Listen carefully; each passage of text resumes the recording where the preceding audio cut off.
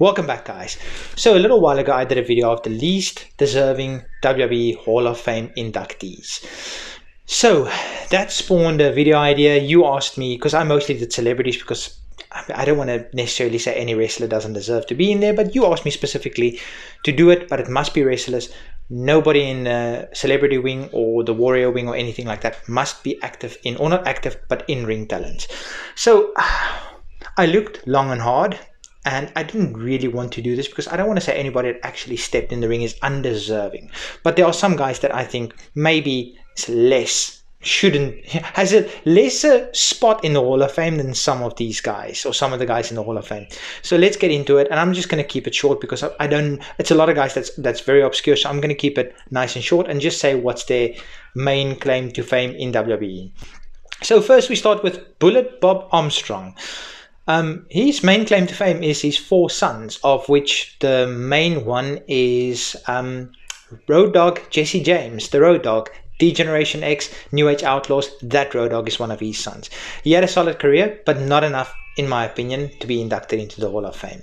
Next one is Baron Mikhail. I don't even know how to pronounce his surname. Kasluna. I'm sorry, I'm butchering your surname. He had a very, very short run in WWF with he was a tag team champion, but he just mainly had matches in VFW halls and things like that. Next one is Abdullah the Butcher. Now, don't get me wrong, Abdullah the Butcher is an absolute hardcore legend. But how much did he actually compete in WWE? Remember, this is WWE/WWF/WWF Hall of Fame. Next is Cowboy Bob Orton. So he did this behind Roddy Piper for most of his career. He was Roddy Piper's bodyguard. I don't think Roddy Piper needed a bodyguard. He was quite a legitimately tough guy. And I think his main claim to fame is being Randy Orton's dad. Next is Johnny Rodz. He had a long career, but he was pretty much a jobber. Next, it's a tag team, the Bushwhackers. So they had a funny walk and they licked people's heads. If you're talking about the sheep herders, then absolutely. But that wasn't in WWE, that was in the territories. They were a beast of a tag team, and they've got more 5-star matches than Kurt Angle. But the Bushwhackers, nah. Next is Coco Beware. When your bird, Frankie, is more over than you, you have a problem. His main claim to fame is taking the first tombstone pile driver from The Undertaker, which is a very hotly discussed topic.